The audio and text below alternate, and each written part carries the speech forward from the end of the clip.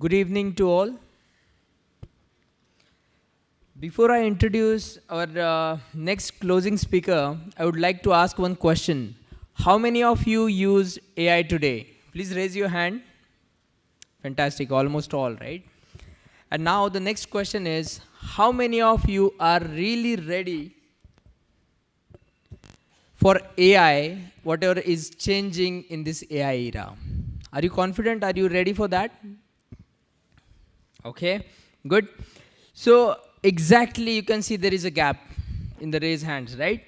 This gap is between using AI and truly leveraging this AI.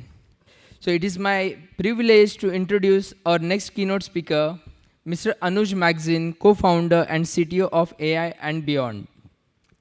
It is where he really operates. Anuj San has technology innovator with 16 US patents, bringing deep expertise in AI, cybersecurity, and product innovation.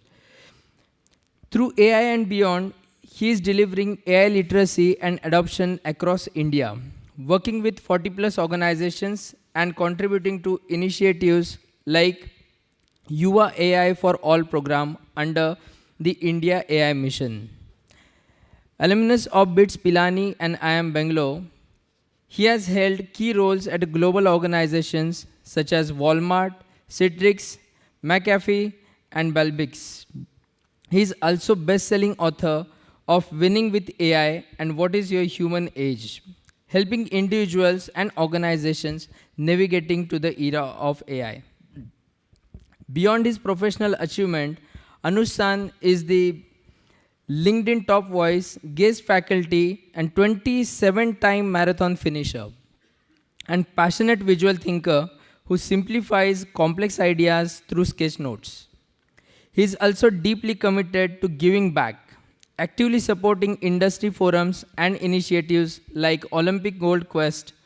Today he brings a powerful perspective on how Kaizen and AI come together and unlock human potential. Ladies and gentlemen, please join me in welcoming Mr. Anuj Magazine. Am I audible? Yes. So in the last panel talk, there was a question that was asked, Dhurandhar 1 or Dhurandhar 2. There's another movie by the same director called Uri. And inspired by Grover San's energy test before the start of the session, I'm going to repeat a dialogue from that movie, and I want to see the energy levels. How's the Josh? Nice. Very nice. I didn't have to repeat. I think the break worked. So thank you so much, Saurabh, for introducing me. And okay, so let me check my. I think I flew in from Bangalore a few hours back, had a chance to attend quite a few sessions before this one. And I can truly say I'm enlightened by the topic and the depth that got discussed. So really congratulations to all the speakers who came in before and shared their perspectives. One of the things that I'm taking away from the last, after the break is that phrase, technology, the third eye, the technology as third eye. And, which is, I felt that framing was very beautiful. It was a wonderful framing. Can technology serve as a third eye and help us see and eliminate things, waste and opportunities that we normally miss?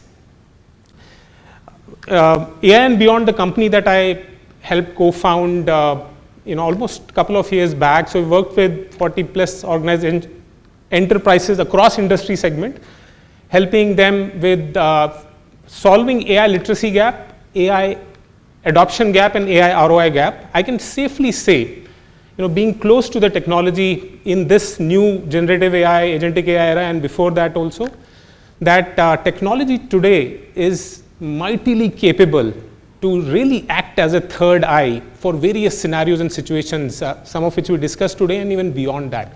Even if the technology development on AI were to stop today, we already have a very powerful technology at hand, which is around. But there is also, interestingly, you don't need me to tell like AI is a transformational technology of our times. We all know that. But there is also a gap. There is also a gap between the transformation potential of AI and what we see on ground. And I think all of you would have seen that gap yourself in your organizations, and what you see repeated, reported across the various aspects. And this is what I'm going to be focusing on today. The AI in the next 20-25 minutes that I'm on stage, AI ROI paradox. And I'm going to be taking a historical lens to figure out what history can teach us about where we are headed. Little nugget about myself: when I was growing up and really introduced to history, I didn't like it as much. But over the last 5-6 years, I have developed special liking for history, because I firmly believe that if you are headed to a chaotic world, dynamic world, which is changing every day, and all of you would subscribe to that, history provides us history provides us footprints that we can connect to project where the future is going. And that is going to be my attempt with sharing an example that I'm going to share. But before I even talk about AI, I talk about ROI, I'd like to start by sharing something more fundamental, which is why is this clicker not working, which is okay. Okay, which is that we are at a cusp of a new era.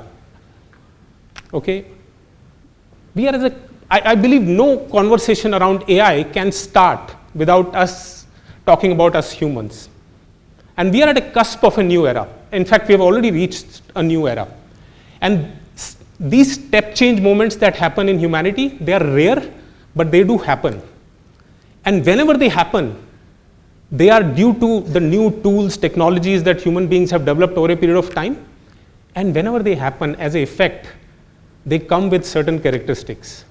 For example, several thousands of years ago, human beings developed tools and technologies that led us to agricultural revolution, and that made food abundant. Several hundred years later, we built tools and technologies and advanced processes like assembly line and a lot more that made mass producing products possible, that not only made products abundant but also made labor abundant. And fast forward to the time that all of us have seen, coming together 30-40 years back, coming together of PC, internet and search made information abundant, information really at our fingertips. And we are still in that era and moving ahead. And now with the advent of artificial intelligence and related technology, what is this era going to make abundant? This era is going to make intelligence abundant. Intelligence is going to be free. And I'll repeat this because it bears repeating. We don't understand the enormity of the era that we are in. Intelligence is going to be free, available on tap. And what do we mean? I want to share two perspectives around how do we deconstruct this intelligence being free. What are the effects of this? The first thing I'd like to tell, like information era, all of our professional careers, I assume, scanning the audience, all of us have lived majority of our professional career in information era. The premium in information era always lied in us knowing the answers and solutions to problem. And that's not going away anywhere. They are still very important, knowing the answers, solving the problems. But when intelligence becomes free, the answers are everywhere. Answers have become commodities. We can talk about any topic under the sun sitting here, having an AI chatbot next to us, and all of us will be enlightened with a new perspective with the help of that. But when answers become commodity, the value and the premium shifts upstream. The questions, figuring out what questions to ask, what we normally call as prompts. In AI era, figuring out what questions to ask will be more important than figuring out the answers. In AI era, figuring out what questions to ask will be more important than figuring out the answers. There's another dimension that I'd like to share, especially in the digital realm of job. I know, we are a mixed audience here, the manufacturing heavy and digital heavy, but most of the job involves digital functions that all of us do. But especially in the last 3 years, since generative AI became mainstream, one of the things that has happened is that with the help of AI, now we can get answers in 10 seconds what earlier used to take 10 hours or even few days worth of time. And that's a fact. I think that a lot of digital jobs, starting with coding, it is happening all around. But how becomes easy, which is what is happening in digital realms today with the help of AI. When how becomes easy, how to do something becomes easy, again, the premium shift happens. Premium moves upstream. What to do, what to create becomes even more important.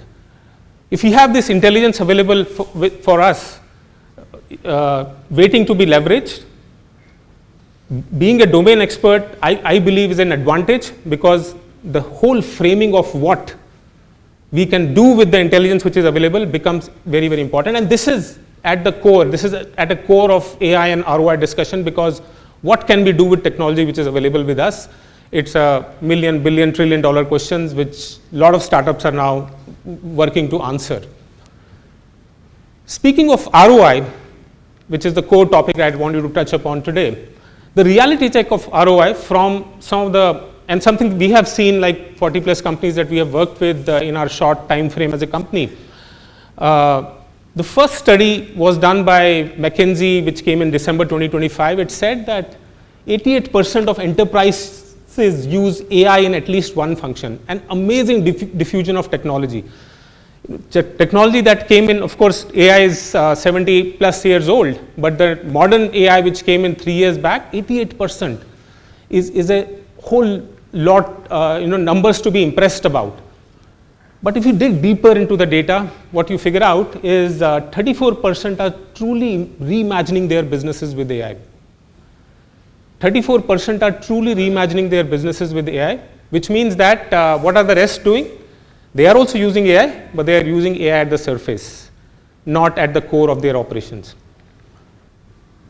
And there is a study which was done by NBER, and this is a qualitative study. They spoke with 6,000 CEOs and CFOs to understand the cumulative productivity gain across these 3 years. The cumulative productivity gain across firms over 3 years was 0.29%. This is not 2.9%, this is not 29%, this is 0.29%. So there is a gap. There is a gap which is waiting to be addressed, and I'll come to this number again after I share a few more things. But there is a gap waiting to be addressed. One insight, some of the companies that we have worked with, they are ahead in their transformation with AI, etc. But one of the things that we have seen, the trait that we have seen, that companies that have deployed AI in their, and the mindset, what has helped in the companies which are winning the race, is that these companies are not treating AI as a mere technology deployment product. And deploying AI is a massive task, no two ways about it. But the companies they are winning, they are not just treating AI as a technology deployment project. They are, in addition, also treating AI as a process redesign project. And I'll come to that, process redesign project. And I'd like to take this a step back. Like I said, my newfound love for history. So I'll take a step back here and not take you to 1890, which is what this slide says, but to 1990. So there was a Stanford professor named, economist rather, named Paul David. And 1990s, if you recall, Microsoft had declared, 80s, they had declared their mission. They want desktop PC in every desk around the world. And there was a lot of the PCs were getting off, especially in the developed economies in 90s, it was all over the place. And what Paul David noticed was something that people who are day-to-day using could not see.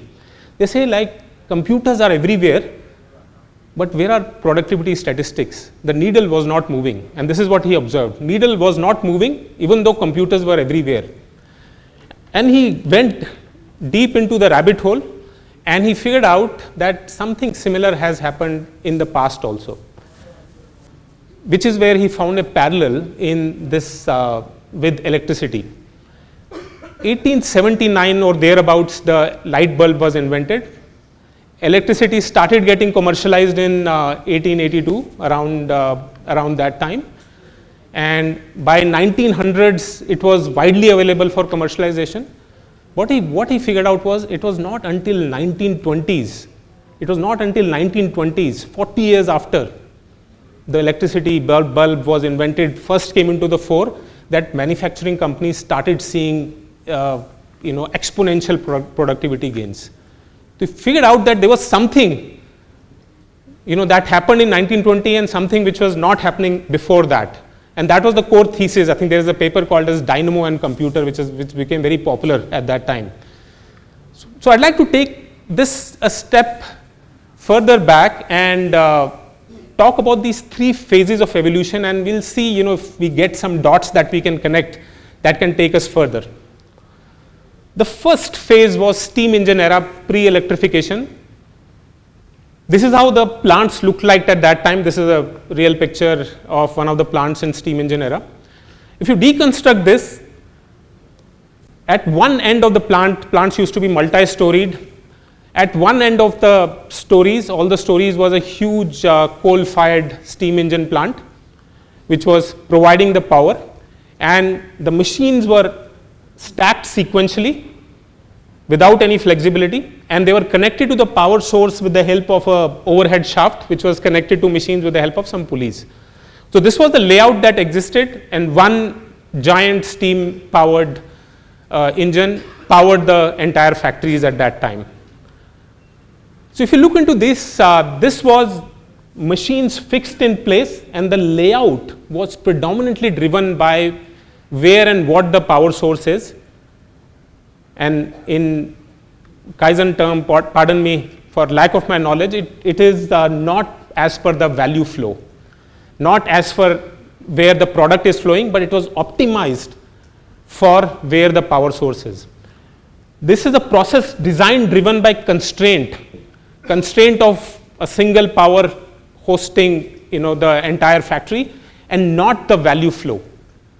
And what used to happen, even if one machine had to be powered on, entire factory had to be powered on, and that was thought about as a given, and this is how the world worked. But phase 2 started when electricity arrived. This device called as dynamo started getting available to most of the companies there, and what did the early adopters of electricity did? They swapped away the steam engine and attached the dynamo. It did bring in, nothing else changed. The shafts didn't change, multi-story building didn't change, machines layout didn't change, the workers' knowledge didn't change, workers' skills didn't change, everything remained same. But organizations started seeing some little gains, like fuel efficiency increased, there was light, there were better working conditions, workers didn't have to stand near cold, like heated conditions, and there were some incremental productivity gains which came in. But this was a case of bolting a new technology in an old system, and that's how the adoption of electricity started. Bolting a new technology in an existing system. But things didn't change, the real revolution didn't happen till someone asked a question. Not the question now that we have the new power source and how do we attach it to our existing layout, but the question was flipped. The question was, if the new factory has to be built today, knowing that electricity is available, how would the layout look like? And that question was the genesis of things, the productivity gain that came in the electrification era. And what really happened here was that decentralized unit motors, so they followed something called as unit drive approach. Rather than a giant power system powering the entire factory, they bought small dynamo to run the machine, so that the machine is in the service, not in the service of power source, but actually in the service of product. There was layout changes which happened. The single story factories got reorganized around the product flow, not around the power distribution, which is what happened in the previous case. But what this economist Paul David also noticed was there was another subtle change which happened during this time. When the power, the small dynamo came to the machines, the workers now had the capability, now had this empowerment to start and stop the machines at will. Earlier, they were not taking those production heavy decisions, but now they could, which was not a small change. That changed the job description of workers, that changed the working contracts, that changed a whole lot of things, like including management practices and how people were hired and how people were, more importantly, trained to do the job. And that was a complete systemic change which happened. And this was the genesis of 1920s, the productivity revolution that happened due to electrification at that time. So the genesis here was that technology here was an enabler. This didn't happen because electricity was available. This happened because someone thought of a system redesign. Electricity was available like 4 decades ago, but the productivity gains were nowhere to be seen.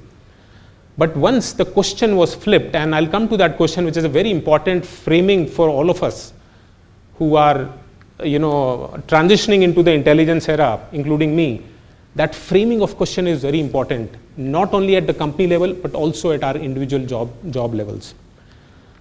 And this is actually, why electricity in the discussion of AI that we started with.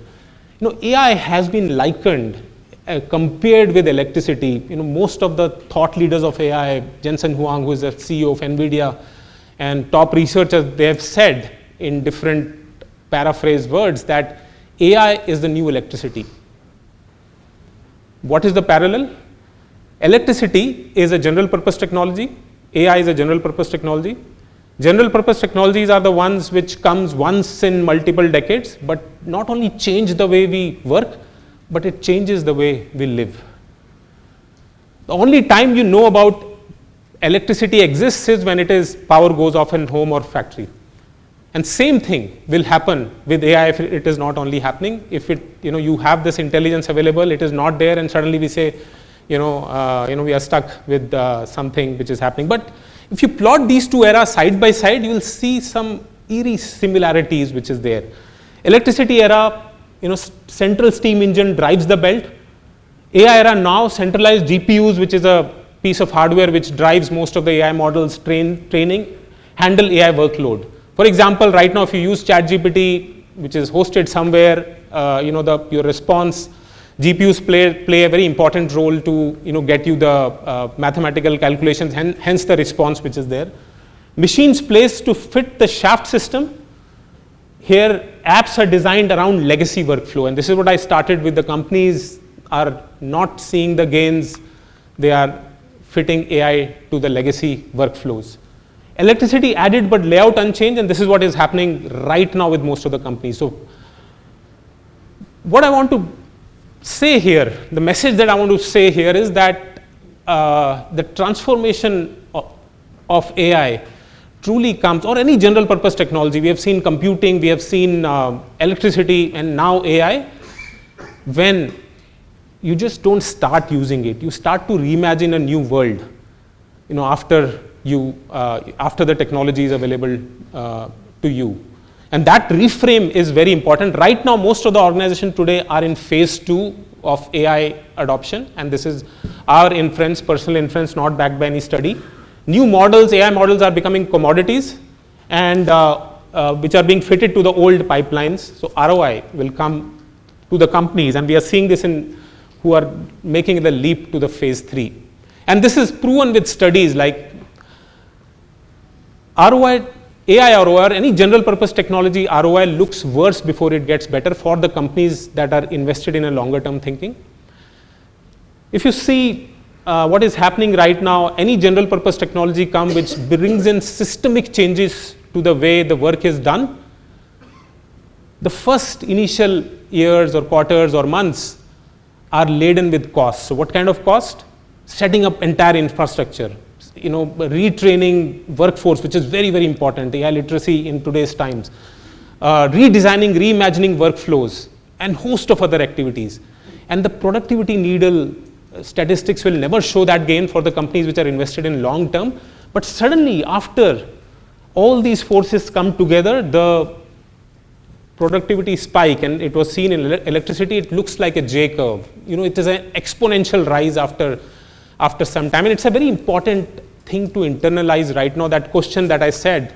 Electricity, if AI is now available to us, just think about how your work, personal work, and the workflow of your companies will look like if you have to redesign it today. And it's very important question, because incumbents, the companies who are born in pre-AI era, if there are new startups coming, they are exploiting this opportunity because they are faster to imagine. They don't have any inertia. They can just go ahead and do the stuff, go at a rapid pace, leveraging AI where it is supposed to be leveraged.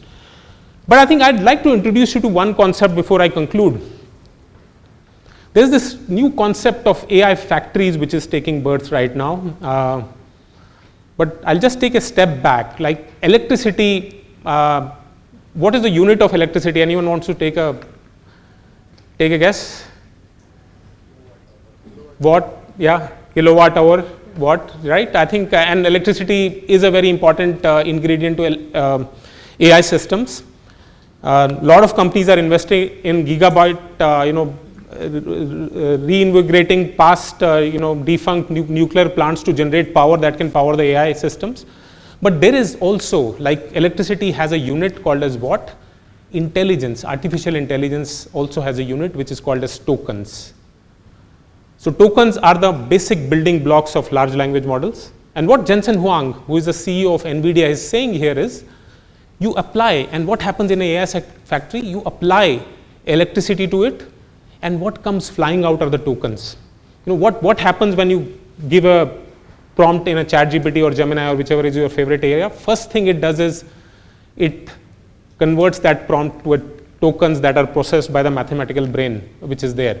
So what comes out are token, and these are reformulated as text, numbers, reports, whatever, like PPTs, etc., which is there. So AI factory, and the core concept here is every manufacturing unit today will have two factories, and this is happening. This has not happened. One is the one that produces the goods. The second part of the factory is which produces intelligence.